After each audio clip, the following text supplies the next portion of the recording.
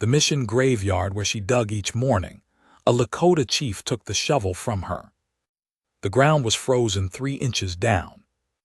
I know because I tested it before I went to her. Pressed the heel of my boot against the dirt near the fence post, leaned my weight in, and felt it give maybe half an inch before it stopped. Stone hard underneath. The kind of cold that sits in the earth for a week after the air warms up, like the ground itself doesn't trust the sun yet. She was swinging that shovel anyway. I had watched her for 4 mornings before that one. Not hiding. I don't hide. I was standing where I always stood in that hour before full light, at the edge of the cottonwoods north of the mission where the ground drops toward the creek. I went there to think, or to stop thinking, which is closer to the truth. 23 years of decisions pressing on me before I was awake enough to carry them, and the cottonwoods had no opinion about any of it. She came the first morning before I expected anyone to be moving. Gray wool coat, dark skirt, boots that had seen better territory. She came through the gate in the low iron fence, picked up the shovel that was leaning against the interior post, like she'd left it there herself the night before, and went to work at the far eastern corner of the yard. I didn't approach. That was not the moment. The second morning she was there again. Same time, same coat, same corner. I watched her dig for the better part of an hour. She was not struggling exactly, but she was working harder than the progress showed. The earth gave a little, then held, then gave again. She moved methodically. No wasted motion. When she hit a rock, she levered around it with the patience of someone who had learned not to fight what cannot move. I thought about the soldiers I had known. The good ones moved like that, with everything methodical, nothing wasted, no anger at what resisted. Most men don't learn it. She had learned it, and I didn't know what that meant about her yet, but I noted it the way I noted everything in those years, carefully, without hurry. Third morning there was a woman from the mission, Sister Agatha. I would learn her name later, gray-haired, wide through the shoulders, practical about everything, who came out and stood near her for a while. They talked, but I was too far to hear. After a time the sister went back inside and the woman in the gray coat kept digging. The sister had brought her a cup of something. She set it on top of the fence post and let it go cold before she drank it. That told me something too. Fourth morning I saw what she was digging toward. There were 3 wooden markers already in that eastern corner, rough cut, and she was working a 4th hole beside them. By mid-morning a priest came with 2 men I didn't recognize, and they buried someone there, small, from the size of the box, and then they left, and she stayed. She filled the hole herself. She shaped the dirt over the top with the back of the shovel in long, smooth strokes, the way you'd smooth a blanket. Then she stood there for a while with her hands at her sides. I should tell you what I was at that time, what I had been. I was Iron Hand's son, which meant something once that it did not mean anymore. My father had led 300 people across hard ground and kept most of them alive, which is the whole of what a chief is, not ceremony, not eagle feathers, not the picture the newspapers like to print. Decisions and consequences, and carrying both. He taught me that at 7 years old. He taught me by having me stand beside him when he made choices that hurt people, and by making me watch the hurt, and by saying nothing after, because there was nothing to say. The decision had been right and it had cost something, and both those things were true at the same time, and that was the work. I had led. I had made decisions that hurt people. I had kept most of them alive. Then the world rearranged itself around us, the way the world does when a larger power decides the rearranging, and what I was had to become something else.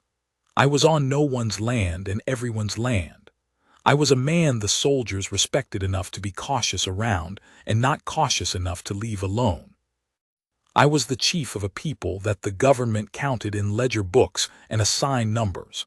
My name in their ledgers was not my name. I had come to this part of the territory because a man I trusted said there was something here worth seeing.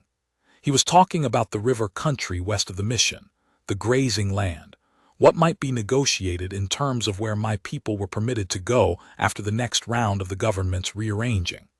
I had come to read the land before the meeting, because a man who reads the land before a meeting holds more in his hands than a man who arrives cold. I had been here 6 days when I first saw her.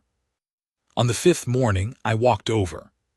She heard me coming, the ground was stiff and my boots made sound, and she turned around with the shovel still in her hands, not in threat, just the natural pivot of someone interrupted in work. She looked at me directly. That was the first thing.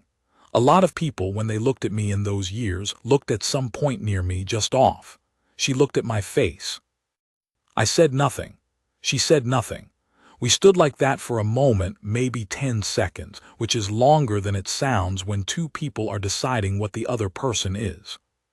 Then she said, "You've been standing in those cottonwoods." I said, "Yes." She said, "You could come closer. There's nothing threatening here."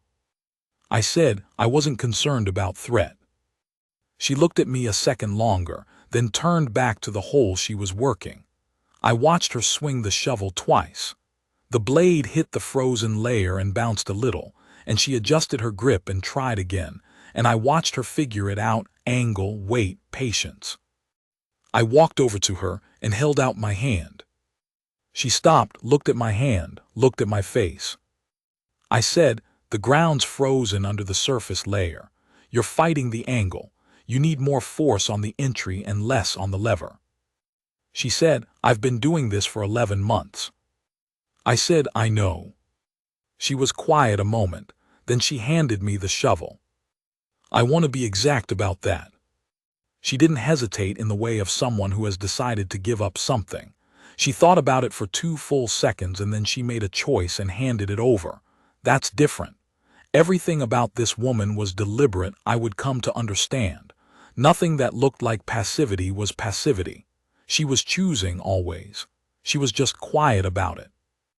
I worked the ground for a while, found the pattern in it, where it softened, where the frost went deeper, how to angle the blade to split rather than push. After maybe 20 minutes I had a hole started that she could work with. I handed the shovel back. She took it and went to work, and I stood at the edge of the corner and watched the sun come up properly over the eastern ridge and felt something I hadn't felt in a while. I couldn't name it that morning. I can name it now. Useful. Not useful in the way a tool is useful. Not useful in the way the government wanted me to be useful, sitting across a table agreeing to things. Useful in the plain, physical way of having lent my strength to something that needed it and having the job go better for it. I had missed that. The decisions I made in those years about agreements, about where to go, about what to give up and what to hold, those decisions were necessary, but they didn't feel like anything in your hands. They were invisible. You made them, and then you waited to see what they cost. Breaking ground for a grave is something else. You can feel it. I went back to the cottonwoods. She finished her work. The priest came again in the afternoon. I would have left after the 6th day. My reading of the land was done. I knew what I'd come to know. The meeting was 3 days north, and there was no reason to stay. I had a man named Crane waiting for me a half-day's ride east. I had said 6 days, and 6 days was close enough. I stayed for 3 more. I don't know that I could have told you exactly why in the moment. I thought about it while I lay in the dark that 6th night. In the room the mission let me use, Father Donovan was an unusual man, more curious than suspicious, and he said I could sleep in the storage room off the back of the chapel, which was more than most white men offered. I thought, I am staying because the land reading isn't complete, which was a lie. I thought, I am staying because the meeting might come south, which was also a lie. I thought, I am staying because something in this place isn't settled yet, which was close to true but wasn't the whole truth either. The whole truth was simpler and harder to say, even to myself. I was staying because for the first time in longer than I could count, something in my chest that had been drawn tight had loosened a little, and I wanted to know if it would loosen further or if the next morning would tighten it back up. It loosened. She was there again on the 7th day, this time not digging but raking, smoothing the ground over an older marker, working the dead grass away from the edges of the plot. She had a different tool, not a shovel but a short iron rake, the kind you'd use in a garden. The cold had broken overnight and the earth was softer. I came over without ceremony. She said, "I looked for you yesterday." I said I was there. She said, "I know, I looked in the wrong place first." That was as close as she came, for a long time, to saying she'd been thinking about me, but I knew what she meant. We worked for a while without talking. She raked. I pulled some stones out of the paths between the markers, worked them loose with my hands. The work wasn't hard, but it was pleasant, the particular pleasure of making something orderly that had gone untended, the quiet satisfaction of a path you could walk without catching your boot. Her name was Marguerite. She told me that mid-morning, setting her rake against the fence and pulling her coat tighter. She said it like she was offering something and watching to see how I received it. I told her my name, not the name in the ledger, my name. She tried to say it, got it approximately right the first time, which surprised me. I corrected her, a small adjustment in the second syllable, and she tried again and had it. She said, "What does it mean?" I said something like, "one who holds the north wind." She considered that. She said, "That's a serious name." I said, "My father was a serious man." She said, "Mine too." Then we went back to work. I found out over the following days what she was doing there. Not all at once. She didn't give things all at once, but in pieces, the way you learn about a country by moving through it rather than looking at a map. Her husband had died 14 months before. Fever, fast, the way fever takes some men faster than anyone can understand. They had been at the mission settlement for 2 years by then, he working as a builder, she keeping the accounts for the mission. She had a head for numbers, Father Donovan had said, and he was not a man who complimented easily, which meant it was true. When her husband died, there was a period of the usual paralysis, the kind that comes not from weakness but from the sheer practical problem of reconfiguring your understanding of the future in a short space of time. She had come through it by working. The mission graveyard had been neglected. There was no one designated to tend it. Father Donovan had 2 other priests, but both of them were old and the physical work was beyond them. And Marguerite had started coming in the mornings because, as she told me once without inflection, the work wanted doing and no one else was doing it. She had been coming every morning since, through frost and mud, and the one bad week in March when 3 people died of the same illness in 4 days, and there were 3 holes needed in a row. She dug them all herself. I thought about that for a long time after she told me. 3 in 4 days by herself, in ground that was still half frozen. I thought about what that costs a person. Not just the physical cost. I know something about physical cost. I know what it takes to keep working when your body would rather stop, but the other cost, the accumulation. Digging one grave you can hold apart from yourself, keep it professional, keep it the work and not the meaning. 3 graves in 4 days starts to add up to something that presses on you. She hadn't stopped coming. On the 10th morning, I had sent word to Crane that I was delayed, and Crane had the good sense not to press me for a reason. She asked me something I hadn't expected. She said, "Do you pray?" I said, "Not in the way you mean." She said, "What way do I mean?" I said, "The words, the specific posture." She said, "I don't either." Not anymore. She was quiet a moment, pulling dead leaves out from behind a marker stone.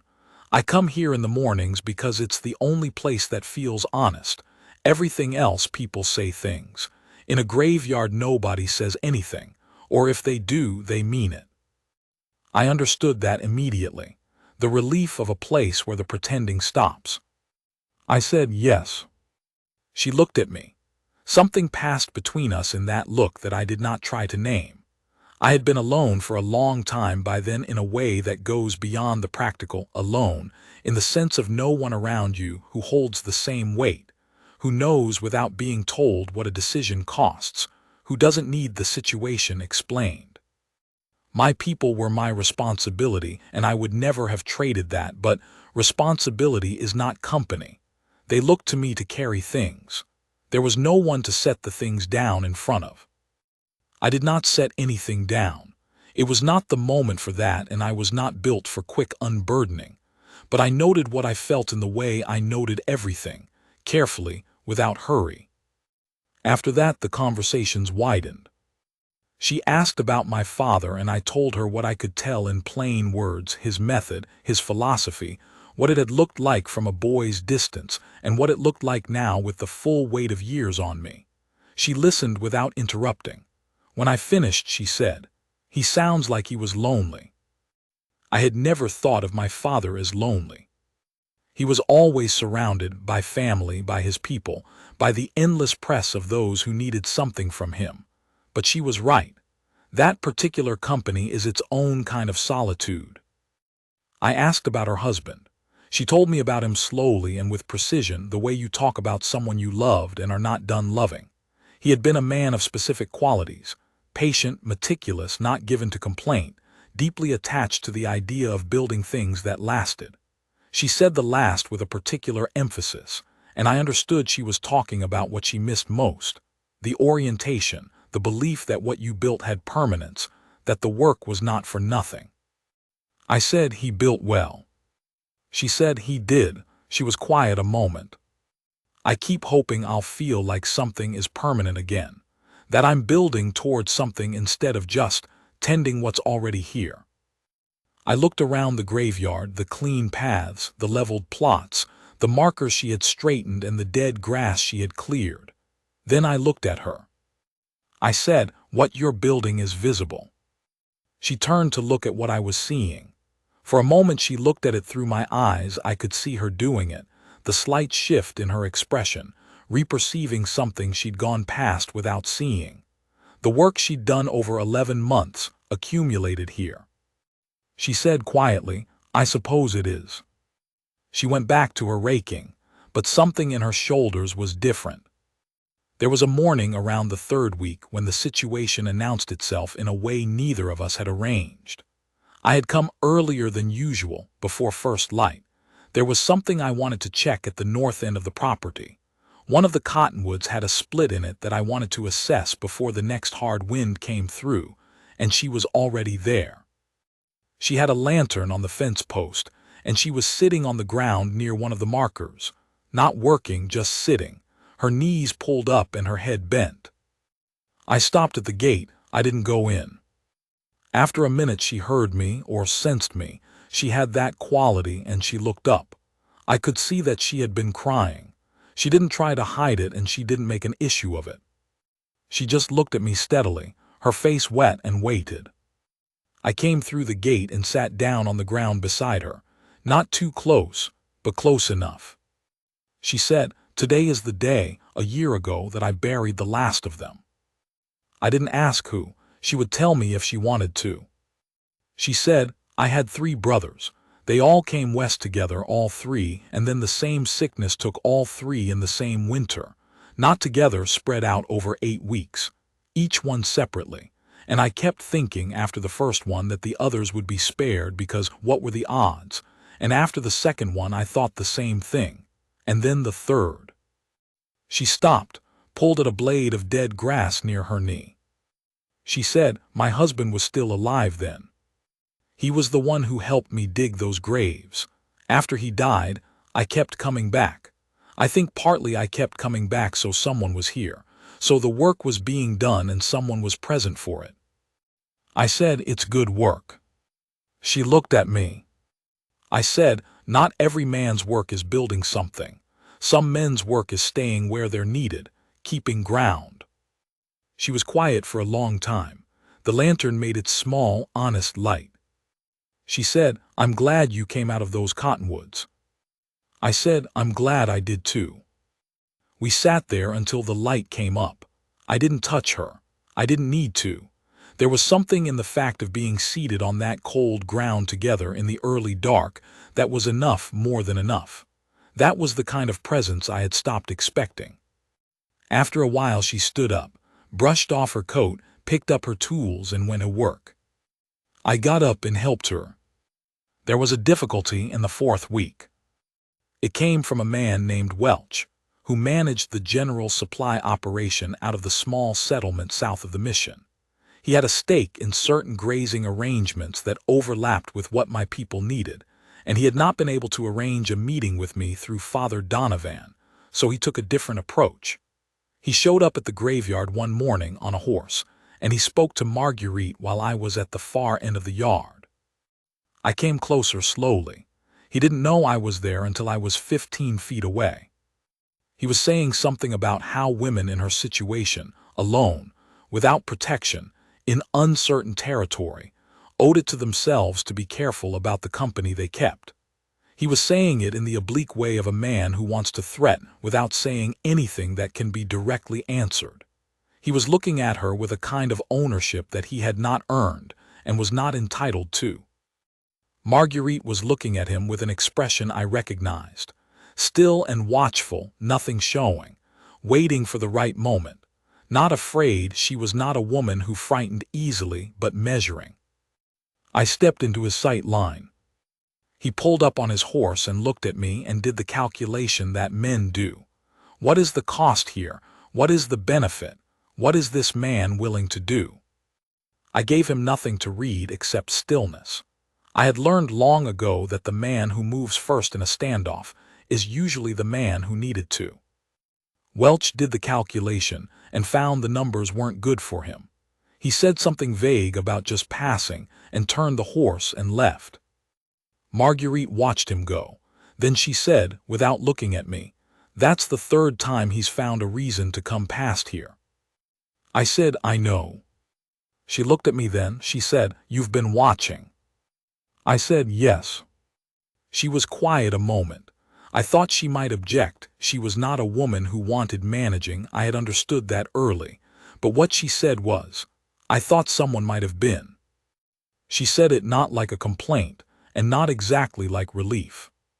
Like a woman noting a fact that had been true for a while, and that she was finally saying out loud.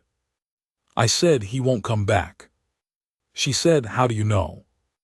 I said, "Because he knows I'm still here." She looked at me for a long moment. Then she turned back to her work. But there was something in the way she turned, not away from me, but back into the work we were both doing, that settled something between us. We didn't talk about Welch again. He didn't come back. Father Donovan sought me out around the 5th week. He was a tall, spare man, Irish by way of 10 years in the territory, with the kind of directness that comes from a long time in places where directness is the only efficient option. He found me at the cottonwoods one evening and stood beside me without preamble, and looked out at the land the same direction I was looking. After a while he said, "You've been here longer than I expected."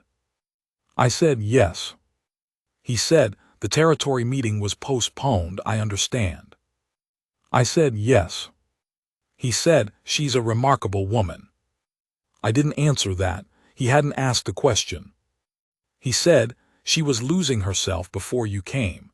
Not in an obvious way. She kept working, she kept everything going, but something in her was going narrow. You've seen it in people. The world getting smaller because the grief takes up all the room." He paused. "I've watched it open back up these last weeks. I thought you should know that." I thought about what to say. I said, "She's done the same." He looked at me. He understood what I meant, that I was not a man who offered that kind of information unless it was true, and that what I was telling him was that this woman had done something for me that I hadn't expected to need and hadn't known how to ask for. He nodded once. He said, "Then I'm glad of it for both of you." He went back inside. That was the whole conversation. I stood there a while longer in the cooling air and thought about what he had said about the world getting smaller. I knew that narrowing. I had felt it differently. Not grief in the personal sense, not the loss of specific people, but the long pressure of being in a position where everything is giving and nothing is receiving, where your people need you whole so you stay whole by sheer force of will, and the wholeness is real, but it costs more every year. I had not noticed how much it had cost until something stopped costing it. I asked her to walk with me on a Sunday. That was a deliberate choice, a Sunday, when the mission's people were busy with their own things, when there was less traffic around the grounds. I asked her the day before, standing in the graveyard in the late afternoon light that turns the winter grass golden, and I asked simply and directly because I had no use for a bleak. I said, "I'd like to show you the land west of here, the river country. I've been reading it for 6 weeks and I'd like someone to see it with me." She looked at me, she said, "What time?" I said, "After the morning's work here, mid-morning." She said, "All right." That was all, but she was there at mid-morning and we walked. I want to try to tell you what that day was like, though the words are going to be less than the thing itself. The land west of the mission is a particular kind of land, not dramatic, not the kind that takes your breath away the first moment. It asks more of you than that. It opens slowly. You walk through the first mile and it's just country, brown grass, frost in the low places, a line of bare willows following the creek. And then somewhere in the second mile something shifts and you understand what you're inside of, the scale of it, the way the light works in it, horizontal and unimpeded. The quiet that isn't empty quiet, full quiet, the kind that has wind in it and birds at intervals, and the sound of the creek over stones. She walked beside me and said very little, but her face was open in a way I hadn't seen it. All the steadiness was still there, she didn't lose steadiness, it was built into her, but the watchfulness was gone. She was just seeing. I showed her where the river widened. Showed her the old camp sign that my people had left years back, barely visible now, a particular arrangement of stones near the bank. Showed her where the grazing had been good and where it hadn't, reading it off the grass and the soil and the tracks in the mud. She watched me do all of this and asked occasional questions, practical questions, the kind that showed she was following closely. At one point she said, "You love this land." I said, "I love knowing a piece of land well. This one I've been reading for 6 weeks. That's different from love." She said, "What's the difference?" I thought about it. I said, "Love is something you carry with you. Knowing something well is something you earn on the ground. They can become the same thing." She said, "I think you love this land." I didn't argue with her.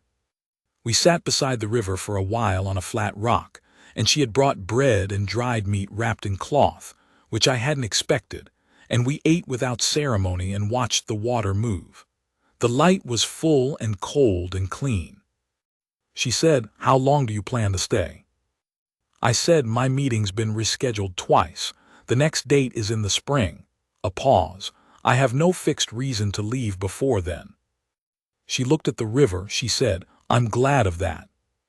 That was all she said. She didn't elaborate. She didn't look at me when she said it. She just said it to the river with the same plainness she brought to everything else.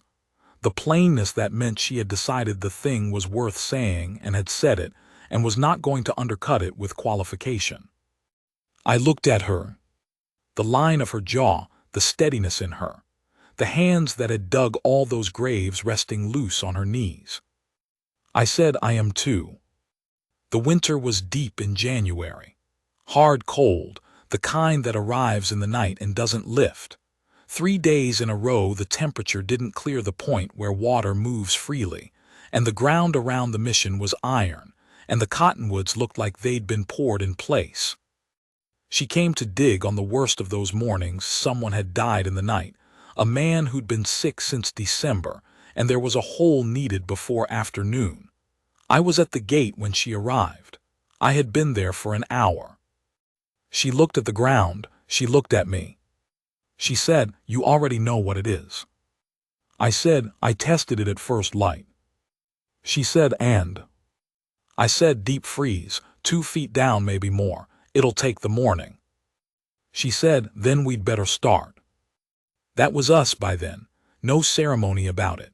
We worked together on that hole for 3 hours. I broke the surface in sections. She cleared the loosened earth.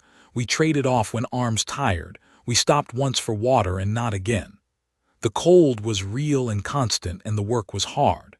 By the time it was deep enough, my hands had the particular ache of prolonged cold work, deep in the joints. She stood beside the hole and looked down into it for a moment. Then she looked at me. She said, "I couldn't have done this alone today." I said, "I know." She said, I could have dug for twice as long and gotten half as far." I said, "I know." She said, "Thank you." I looked at her. I said, "I am where I want to be." She held my gaze for a moment. Then she put out her hand and touched my arm just above the wrist, through the coat. Her hand rested there. It was a plain gesture, and she meant it plainly, not performance, not hesitation, just a woman who has decided to close a small distance and has closed it. I put my other hand over hers. We stood like that for a moment beside the hole we dug together in frozen ground, and that was the whole of it, and it was enough. There was an evening in February, a Thursday, I think. I was less attentive to the days of the week than the mission people, where she asked me to come to supper. She had a small room at the back of the mission building, something between a sitting room and an office, with a stove she used for cooking when she didn't eat with the priests. She had made something with dried corn and elk meat that she'd traded for, and there was bread, and there was an oil lamp on the table between us, and outside it was completely dark and the wind was up. We ate and talked, and I'm not going to try to tell you everything that was said, because most of it you'd have to have been there for. It was the kind of conversation that two people have when they have been circling something for 2 months and have finally decided to stop circling. It was not dramatic. It had long silences in it that were not uncomfortable. It had moments of directness that surprised me because I thought I was direct, and she was more direct than me. She said toward the end of the evening, "I don't know what happens next, where you go, where I go. I don't know what anything looks like." I said, "I know." She said, "I'm not asking you to know. I'm saying that I'm not afraid of not knowing the way I was before you came." She was looking at me straight across the lamp, the way she had looked at me the first morning across the graveyard fence. I said, "Neither am I." That was true. I had been afraid in those years in a way I wouldn't have called fear, the fear of a man who can see what the future holds and cannot alter the shape of it, can only choose how to meet it. That fear had not left me entirely, but it had changed.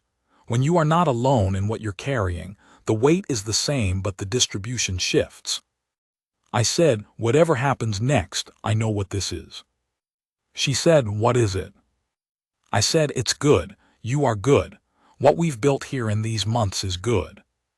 She was quiet a long moment. Then she said, "I think so too." She got up and refilled both cups, and we sat until the lamp burned low. And when I left to walk back to the chapel room, the wind was hard and cold, but I moved through it easily, the way you move through weather when you are warm inside it. I want to tell you about the morning in March. The meeting had been rescheduled for a final time, mid-March, 2 days' ride north, and I had to go. I had known it was coming for weeks, and I had not brought it up because bringing it up would have changed the quality of the remaining time, and I didn't want to do that to either of us. But I told her the week before. I came to the graveyard on a quiet morning, no digging needed that day, and I told her straight. She listened, she didn't interrupt. When I finished, she was quiet for a moment, not the frozen quiet of shock, but the thinking quiet of a person turning something over. She said, "How long will the meeting take?" I said, "Several days, maybe a week." She said, "And after?" I said, "After is what the meeting decides. There are arrangements being made about where my people will be, where we are permitted to go. The meeting may set that, or it may only set the parameters. I don't know exactly." She said, "Will you come back this way?" I said, "I don't know the route yet." She was quiet again. She was looking at the graveyard, the months of work in it, the cleaned paths, the level plots. She said, "I've been thinking about something since January." A pause. "Father Donovan has asked me to take on more of the mission's account work. It would mean staying here, probably for years." I waited. She said, "I've been trying to decide if I wanted to stay. Before, I was staying because there was no clear reason to go.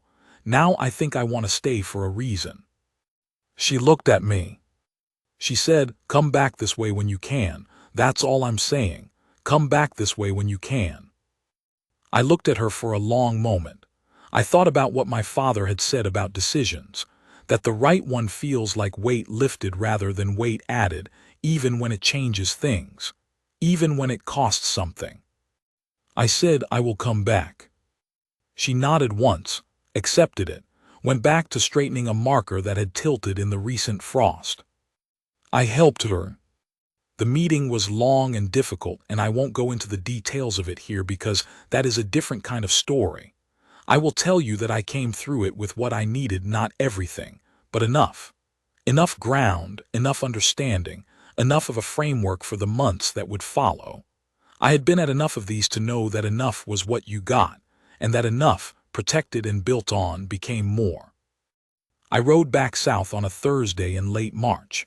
The land was changing, the first green in the low places, the ice gone from the creek, the sky a different color than it had been all winter, softer, fuller. I came to the mission on a Friday morning early. The horse needed water and rest. I came through the gate at the north end of the property, the one nearest the cottonwoods. I looked toward the graveyard. She was there, in the gray coat with the shovel, working the east corner. There was new ground to work, the earth soft enough now that it gave without much argument. She was moving with that same economy I had noticed the first morning. Nothing wasted, no anger at what resisted. I tied the horse at the fence and came through the gate. She heard me or sensed me and turned around. She had been expecting me, or had been hoping to expect me, which is different. Her face didn't shift into performance of any kind. She just looked at me the way she always had, directly, taking stock. I walked over to her and stood close. She looked up at me. She said, "How was it?" I said, "Hard enough." She nodded. She said, "Are you all right?" I said, "Yes." She held out the shovel. I took it, started working the ground beside her. We fell into the rhythm that 6 months of working together had made easy. No discussion, each person knowing what the other was doing and how to fit beside it. After a while she said, "There's a grave needs finishing at the north end when you have time." I said, "I'll get to it." She said, "No hurry." The frost came back up for 2 days, the ground still a little stiff. I said, "I know how to work stiff ground." She glanced at me sideways. Something in her expression that was almost amusement, and underneath the amusement, something else, warmth, steadiness, the quality that had been there from the beginning and that I trusted more now than almost anything else I knew. She said, "I know you do." We worked until mid-morning. The sun came up over the eastern ridge and moved across the graveyard and the paths she had cleared and the markers I had helped straighten, and it warmed the air to the point where we stopped needing to move fast to stay warm and could just work at the pace the work wanted. At some point, she set her rake against the fence and came and stood beside me while I finished the last section of the new plot. Not to watch in the way of waiting for something, just to be there. She put her hand on the fence rail and looked out past the cemetery at the open land, past the mission's edge, the same direction I always looked from the cottonwoods. I finished the work, set the shovel against the fence beside her rake. I stood beside her and looked out at the same view. The land ran out long to the west, the river country I had walked with her in January catching the morning light, the grass still winter gold but with green pushing up through it. A good piece of ground. Enough. She was close. The sleeve of her gray coat was an inch from my arm. I could feel the warmth of her even in the open air. She said without looking at me, "I didn't let myself be sure you'd come back." I said, "I told you I would." She said, "I know. But I didn't let myself be sure." I said, "And now?" She said, "Now I'm sure." She turned and looked at me then, and what was in her face was not relief. She was not a woman who lived for relief, but something rooted, something that had decided itself and was finished deciding and was just there now, clear and still, like water gone deep and calm after a long turbulence. I put my arm around her. She came in close, her head against my shoulder, her hand at the front of my coat, and I held her there beside the fence in the morning light with the long land opening out ahead of us, and the quiet of the graveyard at our backs, and the work done and the day going on around us as days do. She was warm, she was real. She was here beside me by choice, without necessity or obligation or anything else that compels a person, only the choosing. That is the thing I want you to hold on to, because it is the whole of it. She chose. Not because she had to, not because there was no better option, not because the winter had worn her down, not because she had no one else. She was not a woman without options. She was a woman who looked at what I was, the whole of what I was, which was considerable and complicated and not easy, and she chose it. She chose me. A man can go a long time without that, can tell himself the absence is something else, duty, practicality, the shape of things being what they are. Can carry the full weight of a life, without knowing that part of what makes it heavy is that he's been carrying it alone. I was standing there with a woman who saw me, not the position, not the name in their ledgers, not the chief or the inconvenience or the problem to be arranged around. Me, the man who stood in the cottonwoods in the early mornings because the quiet helped him think. The man who could read frozen ground and knew which angle beat the frost. The man who had made hard decisions for too many years and had done most of it right and had paid the cost of all of it, and who was still standing, and who still had something left to give. She saw it, she said yes to it. I held her in the morning light and looked out at the land, and I thought, this is enough. Not the everything I could not have, not the world rearranging back into the shape it had been, but this piece of ground, this woman, this morning, this choosing. Enough built on. There is a cottonwood at the north edge of the property. A big one split halfway up in that hard wind, but I'd assessed it in February and the roots were sound, the split not deep enough to drop it. The tree knew what to do with itself. It had stayed. In the spring it put out leaves, both sides of it. Marguerite noticed first. She pointed it out to me one morning, the yellow-green of the new growth coming in on the split side, stubborn and small and real. She said, "Look at that." I said, "I know. I've been watching it." She said, "You knew it would come back." I said, "I thought it would." She looked at the tree for a moment, and then she looked at me, and she was smiling, not the public smile, the real one, the one that changed the whole character of her face. She said, "So did I." She went back to her work. I stood there a moment longer and looked at the tree with its new leaves and the graveyard clean and ordered behind me and the long land ahead, and I breathed in the spring air, cold still in the mornings, cold enough you could feel it, but with something alive underneath it. Then I went back to work too. That is how it was, that is the whole of it. A man came out of the cottonwoods one morning and took a shovel from a woman, and she gave it to him freely. And then she kept coming back and he kept coming back, and after a while the coming back was not a thing either of them had to decide anymore. It was just what they did, what they were. The ground that needs keeping has a keeper. That's the whole thing right there. I don't know how else to say it. She saw what I was. She stayed. And I was the better for it, and the work was better for it, and the long mornings were better for it, and the weight that had been on me for years shifted in a way I had stopped expecting anything to shift. A man doesn't ask for more than that. But if he's lucky, if he has been steady and patient, and has done the work in front of him even when it cost him. Sometimes he gets it. Sometimes the ground gives.